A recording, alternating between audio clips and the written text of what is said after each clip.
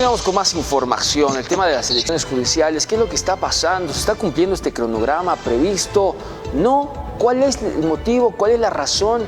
¿Qué elementos judiciales se están resolviendo? Establecemos contacto vía Zoom con la diputada Olivia Huachalla. Muy buenos días, diputada.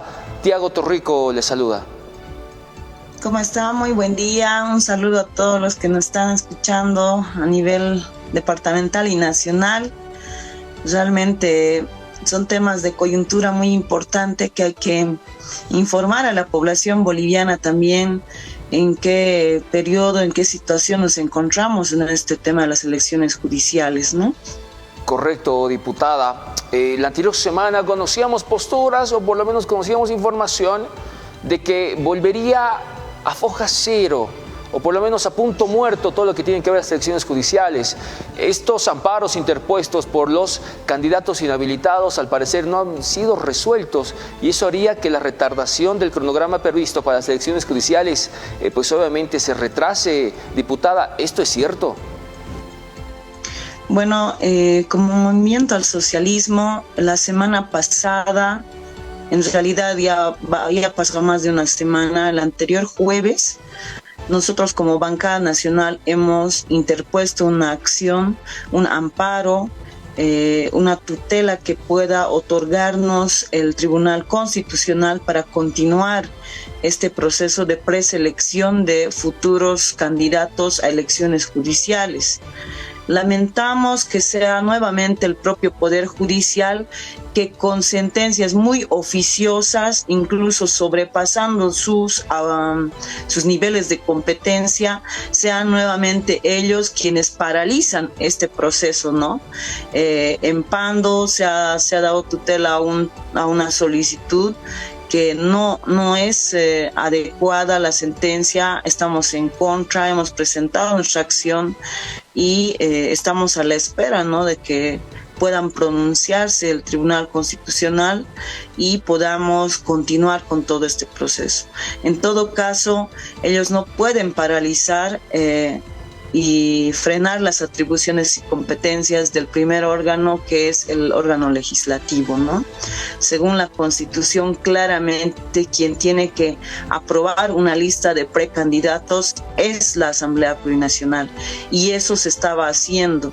El hecho de que haya habido vacíos en algunos temas de cumplimiento de la ley de convocatoria, como por ejemplo el tema de la participación de hombres y mujeres en igualdad de condiciones, equidad y paridad de género, y la participación de pueblos indígenas, no creo que sea un argumento para frenar estas elecciones que el pueblo boliviano está esperando, y más aún cuando tenemos autoridades autoprorrogadas que tenemos que sustituir con nuevas autoridades electas, ¿no? Bueno, ese es el tema en el que estamos en este momento en la Asamblea. Entendemos que Andrónico Rodríguez ha tenido una reunión con su bancada del Senado y tampoco nos han hecho partícipe, ¿no?, a todas las bancadas, ni a los dos órganos, peor aún con la presencia de David Choquehuanca, ¿no? Posteriormente, nuestro vicepresidente ha convocado otra reunión que entiendo que igual ha surgido caprichos, ¿no?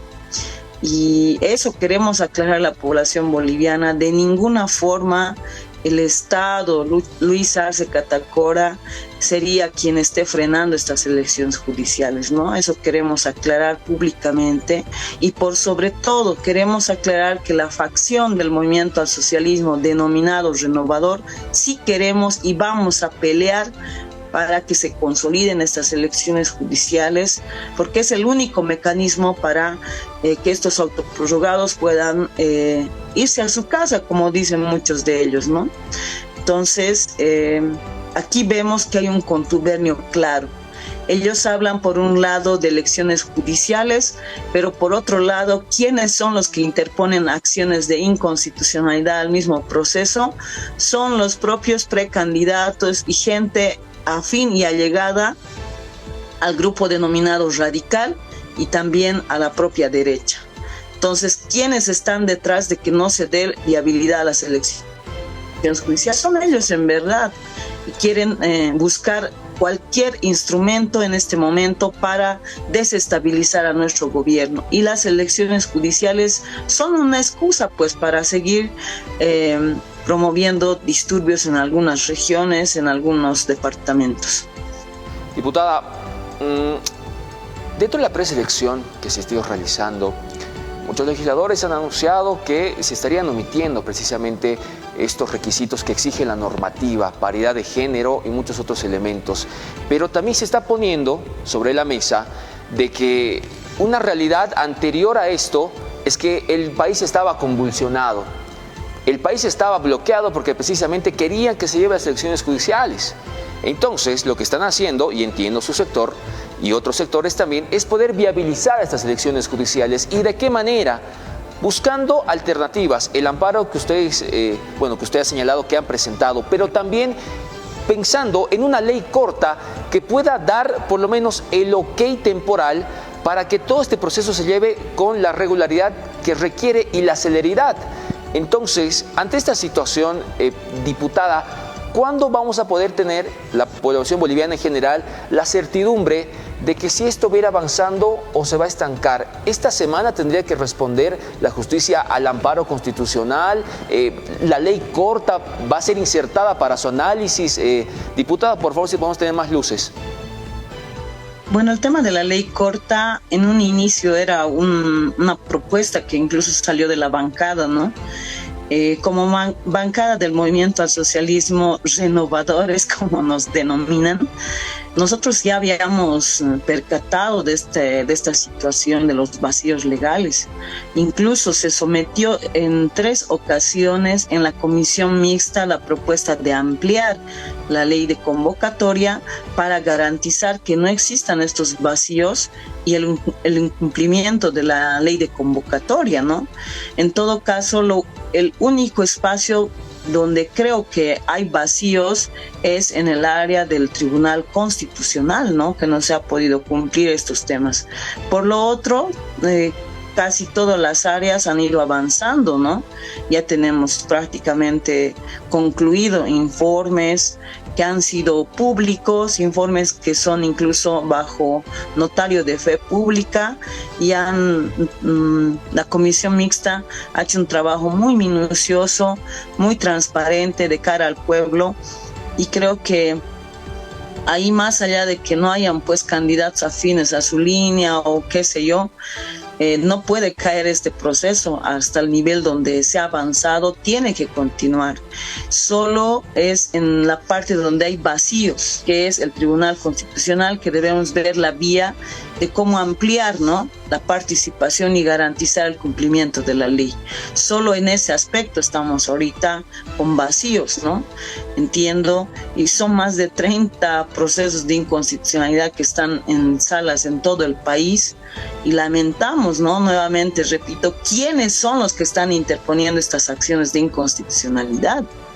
Ahí hay que preguntarse, ¿no?, quién detrás de quién está toda esta tramoya, y quiénes son los que verdaderamente ya no quieren que haya elecciones judiciales porque han visto que no tienen supuestamente candidatos y no hay gente quizás o afín a ellos, o cuál será el objetivo. De verdad ya no sabemos ni qué pensar, porque por un lado salen a defender y por otro lado lo que ellos hacen por detrás nos preocupa a nosotros, porque el que no haya elecciones judiciales permite que hasta ahora sigan autoprorrogados en la administración de la justicia, ¿no? Y ellos mismos dicen que se vayan los autoprorrogados. Entonces hay una total contradicción en este proceso, pero nosotros responsablemente estamos esperando la voz de la respuesta a nuestra acción de tutela que hemos solicitado, y esperemos que esta semana tengamos ya luces en ese aspecto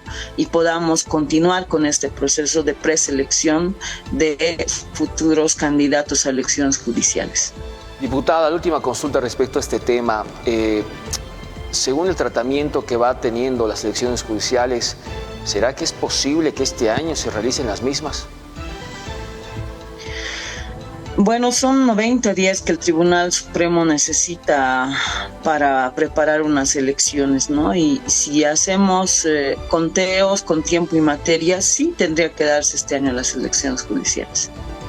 Perfecto, diputada. Ha quedado todo claro respecto a este tema y ojalá lo que usted mencionaba. Hay un sector que pedía que se realicen las elecciones judiciales, pero también hay voces de ese sector que estarían interponiendo acciones para paralizar las elecciones judiciales y claro, nos llama la atención porque ese mismo sector y afines a ese sector es que han promovido todos los bloqueos, las medidas de presión y movilizaciones antes de las elecciones judiciales y eso, como usted menciona, nos pone en una contradicción para decir, bueno, al final de cuentas, ¿qué es lo que se quiere? ¿Nuevamente quedar en foja cero, en la nada, o de una vez por todas convocar a estas elecciones judiciales? Estaremos al pendiente de cómo va desarrollándose esta semana todas las respuestas judiciales respecto a este tema, diputada, y bueno, el contacto será en los siguientes días para saber precisamente cómo va avanzando este tema. Le agradezco su tiempo y por la información brindada, diputada. Muchas gracias. Este tema también va vinculado con la ley 73-75, las cuales están bloqueando el trabajo en la Asamblea Plurinacional. Lamentamos, sigue siendo tema de debate. No hemos trabajado nada desde enero de este año y lamentamos que sean esos grupos que están vinculados hoy en día con la facción radical y la derecha que sigue bloqueando el trabajo en la Asamblea Plurinacional. Pedimos ser responsables. Toquemos finalmente esos dos proyectos de ley porque al final nosotros vamos a defender nuestra posición en el Pleno de que no estamos de acuerdo con esos dos proyectos de ley y que son inconstitucionales y lo que quieren promover en el país claramente es romper nuestro Estado de Derecho y acortar el mandato de Luis Arce Catacora. Claramente aquí hace evidencia y a la población boliviana queremos tener informada. No queremos ser parte de un grupo caprichoso que lo único que habla es de futuras elecciones, no habla y no hace un análisis de la economía, cómo estamos los bolivianos y bolivianas y cómo va a ser si generan disturbios en el país. Quieren generar crisis y quieren buscar un golpe de Estado en el país. Eso es lo que quieren en el fondo. Hagamos un análisis serio, claro. ¿Por qué cayó incluso el Decreto Supremo 5143? ¿Cuál fue su ambición por detrás de que se abrogue este Decreto Supremo? Realmente nos preocupa la coyuntura y ya estamos con amenazas nuevamente de bloqueos.